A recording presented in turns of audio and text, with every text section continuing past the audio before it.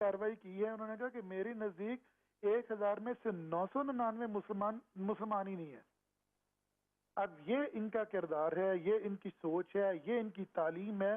اس کے بعد ہمیں الزام دیں یا ہمارے بارے میں یہ کہیں تو وہ تو کسی جگہ ثابت نہیں کر سکتے ایسی باتیں کہ ہماری یہ زبان و بیان ہو، ہماری یہ تعلیم و تربیت ہو. ہمارا تو اب ایم ٹی اے کھلا ہوا ساری دنیا دیکھتی ہے، ہمارے خلفاء کو سنتی ہے، ہمارے خلفاء کی خطبات کو نوٹ کرتے ہیں یہ سارے لوگ. یہ ایسی بات نہیں ہے کہ نہیں نوٹ کرتے. تو بتائیں جب ہمارے آئمہ مطہرین ایسی زبان استعمال نہیں کرتے تو قوم کیسے کر سکتی ہے؟ تو ان کے تو آئمہ کا بھی حال آپ نے سن لیا جو آئمہ پر حملے کرتے ہیں، اور جو عام لوگوں نے کہا وہ بھی آپ نے سن لیا. تو ان سے کیا خیر کی توقع ہو سکتی ہے؟ بہت بہت شکریہ، جزاک اللہ. ناظرین یہ آپ نے ابھی سنے، یہ تکلیف دہ ہمارے لیے بھی ہیں، آپ کے لیے بھی ہیں. اور اگر ہم یہاں پہ اپنے غیر جماعت ناظرین کو بالخصوص مخاطب کر کے بات کریں تو آپ کے لیے لمحہ فکریہ زیادہ ہے. ہمارے لیے تو چلیں تکلیف دہ ہے کہ کلمہ گو مسلمان ایک دوسرے کے خلاف اس طرح کی بد زبانیاں کر کے اس بات پہ تلے ہوئے ہیں کہ ایک دوسرے کو دائرہ اسلام سے کسی طرح خارج کر دیا جائے. اور پھر یہ کہ اتنی بد زبانی کرنا ہے کلمہ گو کے خلاف، ہمارے لیے تو تکلیف دہ بات چلے ہے، لیکن آپ کے لیے لمحہ فکریہ ضرور ہے، کیونکہ یہ فتاویٰ ایشو کرنے والے لوگ، انہیں جاری کرنے والے لوگ وہ ہیں جو آپ کے لیے شریعت کو انٹرپریٹ کرتے ہیں، جو آپ کو بتاتے ہیں کہ شریعت سے مراد کیا ہے. ایسے شخص سے شریعت کی انٹرپریٹیشن کوئی کیا لے گا؟ شریعت آپ کے ایمان کا معاملہ ہے. خدا کو انسان نے جواب دینا ہے، ہر فرد نے اپنا جواب دینا ہے. خدا کے لیے اس پہ تحقیق کریں اور دیکھیں.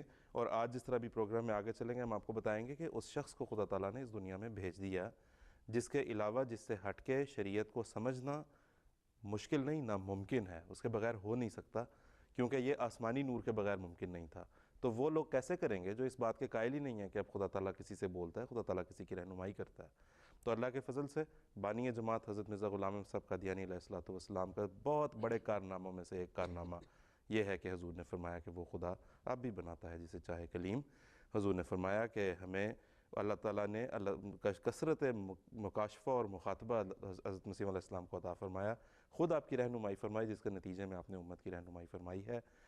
آپ ان جو ہے وہ گنجلوں میں نہ پھنسے رہیں جو یہ 3 4 لائنیں اٹھا کے آپ کو کہتے ہیں اور دیکھو جی یہاں پہ مرزا صاحب نے یہ لکھ دیا، یہ کیوں لکھ دیا، یہ 3 لائنیں دیکھو. اگرچہ ان کا جواب بھی ان 3 لائنوں کے آگے یا پیچھے ہوتا ہے، لیکن برائے مہربانی اس عظیم کام پہ نظر کریں جو حضرت مسیح موعود علیہ السلام نے امت مسلمہ کی فلاح و بہبود کی خاطر کیا ہے.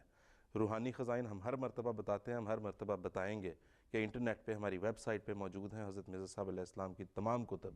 انہیں پڑھیں تو صحیح، آپ براہین احمدیہ کو پڑھ کے تو دیکھیں.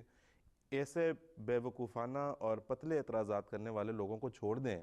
آپ ایسے آدمی کے انٹلیکٹ کا اندازہ لگائیں نا جو فونٹ سائز پہ اعتراض کر رہا ہے، براہین کا فونٹ سائز یہ کیوں رکھا. مطلب آپ اس سے اندازہ لگا لیں کہ وہ کیسی پستی میں پڑا ہوا انسان ہے.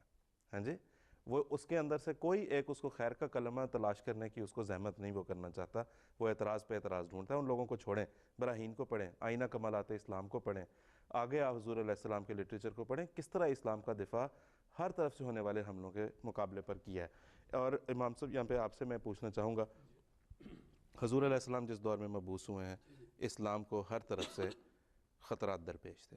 ہاں جی، اور حضور علیہ السلام نے اس مسئلے کو بارہا، سب سے بڑا مسئلہ حضرت مسیح علیہ السلام کو نے جو آئیڈینٹیفائی کیا جو اسلام کو درپیش تھا وہ یہ تھا کہ چومکھی لڑائی اور دفاع کرنے والا کوئی نہیں، کثرت اعدائے ملت اور قلت انصار دین کی جو فضا تھی.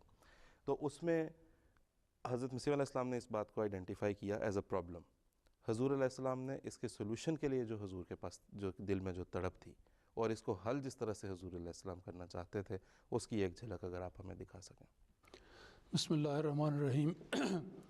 میں یہ عرض کروں گا کہ ابھی یہ جو حالات فتوے والے آپ نے سنے اور جن کا آپ نے اشارہ کیا ہے، اس سے پتہ لگتا ہے کہ وہ دور ایسا تھا جو ہمارے پیارے آقا حضرت محمد مصطفیٰ صلی اللہ علیہ وسلم کی اس حدیث کے عین مطابق تھا کہ ایمان لوگوں کے دلوں سے نکل کر ثریا ستارے پر چلے جائے گا، اور وہی وقت ہوگا جب اللہ تعالیٰ کی نصرت آئے گی اور اللہ تعالیٰ کے فرستادہ کے ذریعے وہ ایمان آسمان سے اتار کر مومنین کے دلوں میں قائم کیا جائے گا. اس عظیم الشان کام کے لیے جس قسم کی تڑپ اور فدائیت اور محنت کی ضرورت تھی، اس کا اندازہ آپ اس بات سے لگائیے کہ ایک بات سے میں ابتدا کرتا ہوں کہ سیدنا حضرت اقدس مسیح موعود علیہ الصلوۃ والسلام کی زندگی کا ایک واقعہ ہے۔ ایک رات اپنے گھر کے اندر آرام کر رہے تھے، گھر کے قریب ہی ایک اور آپ کے صحابی، آپ کے ایک فداکار وہاں پہ آرام کے لیے لیٹے تھے۔ انہوں نے رات کے درمیانی حصے میں یہ محسوس کیا کہ حضرت مسیح پاک علیہ الصلوۃ والسلام آرام کی نیند نہیں سو رہے، بلکہ کبھی دائیں پلٹتے ہیں، کبھی بائیں ہوتے ہیں، کبھی دائیں ہوتے ہیں، کبھی بائیں ہوتے ہیں، اور آپ کی آواز بھی بتاتی تھی کہ اس میں شدید اضطراب اور شدید بے چینی، اور اتنی بے چینی تھی کہ اس دوست کو یہ احساس ہوا کہ شاید حضور کو اس وقت درد گردہ کی تکلیف ہے۔ خیر ساری رات قریباً یہی عالم رہا، اور صبح کے وقت جب اس صحابی نے آپ سے عرض کیا کہ یا حضرت